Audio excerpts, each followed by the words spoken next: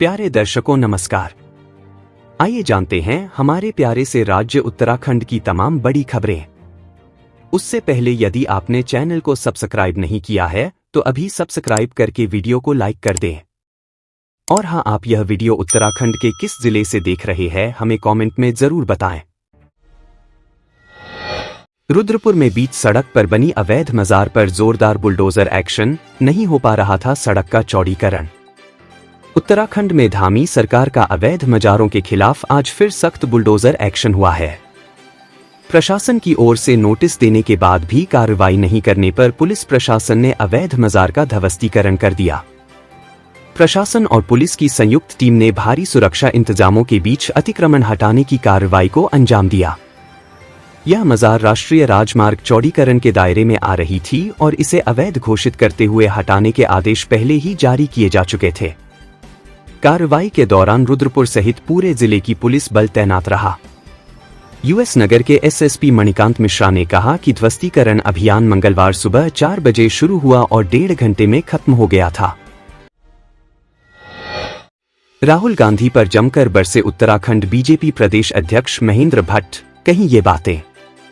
उत्तराखंड भाजपा प्रदेश अध्यक्ष महेंद्र भट्ट ने कहा कि लोकसभा में नेता प्रतिपक्ष राहुल गांधी ने अमेरिका में चुनाव आयोग पर बयान देकर संवैधानिक संस्थाओं की छवि खराब करने का प्रयास किया है।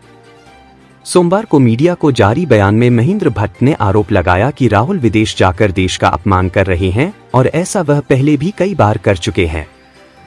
भट्ट ने राहुल गांधी के अमेरिका की बोस्टन यूनिवर्सिटी में दिए गए बयान की निंदा की। उन्होंने कहा कि अब देश में आम धारणा बन गई है कि वे जब भी विदेश में बोलेंगे तो हमेशा राष्ट्र विरोधी और देश की छवि खराब करने वाली बात ही कहेंगे। उन्होंने इस बार भी वही किया जो उनसे उम्मीद थी। महेंद्र भट्ट ने कहा कि कांग्रेस नेता ने उस चुनाव प्रणाली और निर्वाचन आयोग को कटघरे में खड़ा किया है जिसके चलते ही उन्हें लोकसभा में नेता प्रतिपक्ष बनने का मौका मिला। अब बिना सर्जरी के भी ठीक हो सकेगी पैरों में ब्लॉकेज, एथेरेक्टॉमी तकनीक से होगा इलाज। पैरों की नसों में ब्लॉकेज का उपचार अब बिना सर्जरी के भी हो सकेगा। एम्स के रेडियोलॉजी विभाग ने एथेरेक्टॉमी तकनीक से फीमोरल धमनी, जांघ की सबसे बड़ी रक्तवाहिका में ब्लॉकेज की समस्या का उपचार किया है। यह एक ऐसी तकनीक है जिसमें बाईपास सर्जरी करने से बचा जा सकता है और साथ ही रक्तवाहिका में स्टंट डालने की आवश्यकता भी नहीं पड़ती है।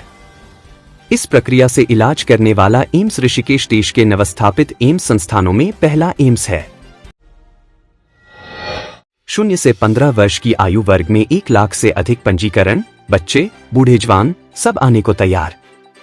चारधाम यात्रा में बच्चों से लेकर बूढ़े और जवान आने को तैयार हैं। 1 माह के भीतर ऑनलाइन यात्रा पंजीकरण में अब तक 0 से 15 वर्ष की आयु वर्ग में 1,11,298 बच्चे पंजीकरण करा चुके हैं, जबकि 60 से ऊपर आयु वर्ग में 2.58 लाख से अधिक लोगों ने पंजीकरण कराया है। युवाओं में चारधाम यात्रा करने के लिए काफी उत्साह है। उद्योगों में अगस्त तक लग जाएंगे स्मार्ट मीटर, नियामक आयोग ने दिए निर्देश। उत्तराखंड के उद्योगों में इसी साल अगस्त तक स्मार्ट मीटर लगाने का काम पूरा हो जाएगा। उत्तराखंड विद्युत नियामक आयोग ने इस संबंध में निर्देश जारी किए हैं। इसके तहत एलटी और एचटी उद्योगों में बिजली की असल खपत की जानकारी माहवार पता चल सकेगी। नियामक आयोग के अध्यक्ष एमएल प्रसाद और सदस्य विधि अनुराग शर्मा ने यूपीसीएल को जारी टैरिफ आदेश में कहा है कि स्मार्ट मीटर लगाने की समय सीमा तय की गई है। सभी एचटी उपभोक्ताओं के स्मार्ट मीटर 30 जून तक लगाने होंगे। यूपीसीएल, पिटकुल, यूजेवीएनएल के सभी अधिकारियों, कर्मचारियों के आवास पर भी स्मार्ट मीटर 30 जून तक लगाने होंगे। सभी सरकारी कार्यालयों, सरकारी आवास आदि पर स्मार्ट मीटर 30 सितंबर तक लगाने होंगे। एलटी उपभोक्ताओं के स्मार्ट मीटर 31 अगस्त तक लगाने होंगे। रोडवेज बसों के हादसे रोकने की कवायद, मिलेगा प्रोत्साहन, परिवहन विभाग की है ये तैयारी। रोडवेज बसों के हादसे रोकने के लिए परिवहन निगम ने प्रोत्साहन योजना की कवायद शुरू कर दी है। निगम ऐसे ड्राइवर कंडक्टरों को प्रोत्साहन देगा जो कम हादसे करेंगे। वहीं बसों के इंजन व बैटरी की सुरक्षा को बढ़ावा देने के लिए भी प्रोत्साहन योजना लाने की तैयारी है। रोडवेज बसों से हर साल तमाम हादसे होते हैं। हादसों से जहां परिवहन निगम का संचालन प्रभावित होता है, तो वहीं राजस्व का नुकसान व कानूनी लड़ाई भी बढ़ती है। हादसों को रोकने के लिए परिवहन निगम नो एक्सीडेंट रिवार्ड योजना लागू करने की तैयारी में है। निगम के महाप्रबंधक कार्मिक स्तर पर इस पॉलिसी पर काम शुरू कर दिया गया है। श्री नंदा देवी राजजात यात्रा के पैदल मार्गों के सुधारीकरण की मांग। नारायणगढ़। वर्ष 2026 में संभावित हिमालयी महाकुंभ श्री नंदा देवी राजजात यात्रा के पैदल मार्गों के सुधारीकरण की मांग को लेकर कौप क्षेत्र के 7 गांवों के ग्रामीणों ने बीडीओ को ज्ञापन सौंपा। कहा कि ब्लॉक के कई गांवों से देव छंतोलियां राजजात में शामिल होती हैं, लेकिन प्रशासन की ओर से इन पैदल यात्रा मार्गों को ठीक करने के लिए अभी तक कोई कार्य योजना तैयार नहीं की गई है। कौप गांव से लोदीखाल होते हुए नारायण मंदिर तक का पूरा पैदल मार्ग जंगल और पहाड़ी पगडंडियों से होकर गुजरता है, जो बहुत संकरा और बदहाल है। राजजात यात्रा के लिए इसका पुनर्निर्माण किया जाना जरूरी है। ज्ञापन देने वालों में जगमोहन सिंह नेगी, नंदन सिंह नेगी, हरेंद्र सिंह नेगी, राजेश चंद्र सती, ग्राम पंचायत प्रशासक लक्ष्मण कुमार, गोपाल सिंह रावत, राम प्रसाद मलेठा, बैशाखू लाल, सोनी देवी, रुचि नेगी, दर्शन सिंह रावत और इंद्र सिंह गुसाई आदि शामिल थे। शादी का जश्न आफत में बदला। बारात की आतिशबाजी से कॉम्प्लेक्स में लगी भीषण आग, बर्थडे मना रहे लोग जान बचाकर भागे। बलूपुर क्षेत्र में विवाह का जश्न आफत का सबब बन गया। सोमवार रात वेडिंग पॉइंट के बाहर बारात में हो रही आतिशबाजी से यहां एक कॉम्प्लेक्स में आग लग गई।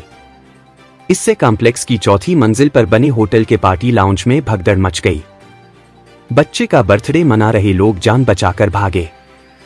कुछ ही मिनटों में आग ने कॉम्प्लेक्स की अन्य मंजिलों को भी चपेट में ले लिया। अग्निशमन दल ने 5 वाहनों की मदद से करीब सवा घंटे में आग पर काबू पाया। अभी आग से हुए नुकसान का आकलन नहीं किया जा सका है। इस घटना से बलूपुर के आसपास जाम की स्थिति बनी रही। पहलगाम आतंकी हमले को सीएम धामी ने बताया कायराना, कहा आतंकियों को मिलेगा मुंहतोड़ जवाब। जम्मू कश्मीर के अनंतनाग जिले के पहलगाम में आतंकियों ने पर्यटकों पर फायरिंग कर दी। इस हमले में कई पर्यटकों के मारे जाने की सूचना है। फिलहाल सुरक्षा बल इलाके की घेराबंदी कर बड़े पैमाने पर सर्च ऑपरेशन चला रहे हैं। वहीं इस आतंकी हमले की हर तरफ निंदा हो रही है। उत्तराखंड के मुख्यमंत्री पुष्कर सिंह धामी ने भी इस घटना को संस्कृति, शांति और मानवता के मूल्यों पर हमला बताया है। पहलगाम में पर्यटकों पर अंधाधुंध फायरिंग। जानकारी के मुताबिक आज यानी 22 अप्रैल को जम्मू कश्मीर के अनंतनाग जिले के पहलगाम में बैसर नामक घास के मैदान आतंकियों ने पर्यटकों पर अंधाधुंध फायरिंग कर दी, जिसमें कई पर्यटक घायल हो गए, जबकि 26 से ज्यादा पर्यटकों के मारे जाने की आशंका है, जिसमें विदेशी पर्यटक भी शामिल बताए जा रहे हैं। बताया जा रहा है कि इस जगह पर पैदल या घोड़ों के जरिए ही पहुंचा जा सकता है। उत्तराखंड यूसीसी को चुनौती देती याचिकाओं पर हाईकोर्ट में सुनवाई। जानिए क्या है पूरा मामला। उत्तराखंड समान नागरिक संहिता 2025 को चुनौती देती कई याचिकाओं समेत प्रभावित लोगों की तरफ से दायर याचिका पर नैनीताल हाईकोर्ट में एक साथ सुनवाई हुई।